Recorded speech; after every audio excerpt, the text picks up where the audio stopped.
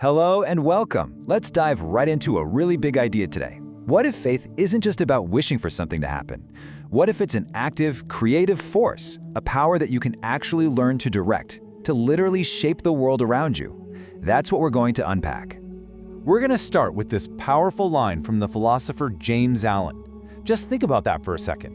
What if your whole world, your job, your relationships, your health, everything isn't just happening to you, but is a perfect reflection of you, like a mirror showing you exactly what's going on inside?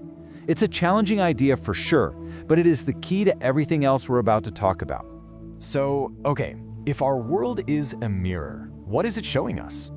I mean, yeah, it reflects our actions, obviously, but where do our actions even come from? We've got to go a level deeper, right down to the very source of our experience.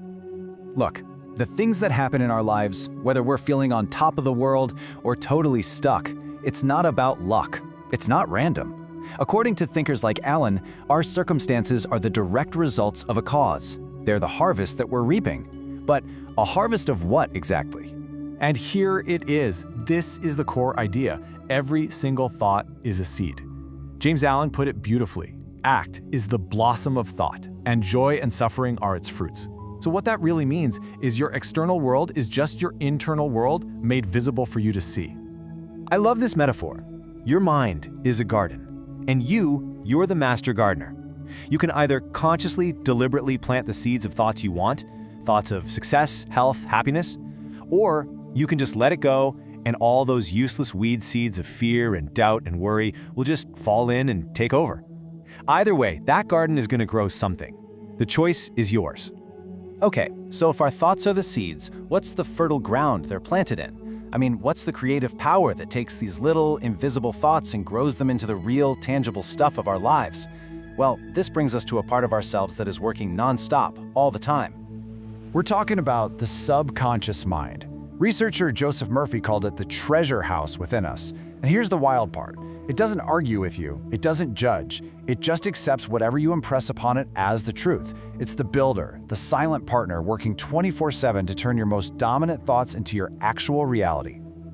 And just think about how powerful it is. It builds and heals our body. It's where all our habits are stored. It literally never sleeps. It's like this incredibly faithful servant that just takes the blueprints you give it, your main beliefs, and gets to work building your life. And it'll build whatever you tell it to, whether that's a palace or a prison. So, this is the crucial point. The one operating manual for the subconscious is the law of belief. It doesn't really matter what you believe in, what matters is the act of believing itself. That belief is the command. That's what sets this whole incredible power into motion. And this is where faith enters the picture. You know, Napoleon Hill nailed it here. Faith isn't just some vague hope. It's the active ingredient, it's the catalyst. It's like the eternal elixir that takes a plain old thought and charges it up, giving it the energy it needs to make an impression on the subconscious and kickstart that whole creative process. And here's where we see it all come together. James Allen shows us these two completely different paths. First, our thoughts crystallize into habits. Then, those habits solidify into our real-life circumstances. And you can see the results are night and day. Thoughts of fear and doubt, they lead to a life of failure. But thoughts charged up with faith and courage, they build habits of self-reliance, and that solidifies into a life of success and freedom. So, the big takeaway, the universal law here, is simple cause and effect. There's no luck involved. You are constantly planting these thought seeds, whether you realize it or not, and the conditions of your life, well, that's the harvest. Your outer world is just shaping itself to match your inner world. Now listen, this isn't meant to be discouraging or to make you feel bad.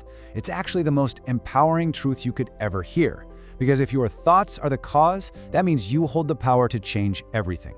You are the maker and shaper of your own destiny. You're always the master, even when you're not paying attention to what's happening in your own mind. So how do we start being the conscious architect of our lives? It really boils down to 4 steps. First, you've got to have a clear purpose. Know what you want. Second, you have to choose your thoughts on purpose, like a gardener picking out the best seeds. Third, you impress that desire onto your subconscious. And finally, and this is so important, you act with this confident expectation that it's already on its way. So how do you actually do that? How do you impress the subconscious? Here are a few really powerful techniques from our sources. Repetition is huge, saying it over and over again. You have to add emotion, feel what it's like to have it now. A great tip from Joseph Murphy is to use that sleepy, drowsy state right before you fall asleep when your conscious mind isn't fighting you.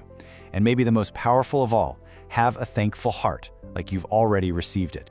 As you start doing this inner work, consciously tending to your mental garden, just remember this amazing line from Alan. As you change your thoughts, your outer world has to change. It's a law. An inner journey will always create an outer transformation. The mirror has no choice but to reflect the new you.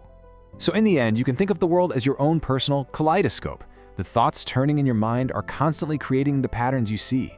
You're the one holding it. You're the one choosing the colors and turning the lens. So knowing you hold that power in your hands, what beautiful picture are you going to create next? Your mind is more powerful than you think. Subscribe to Blue Mind Theory.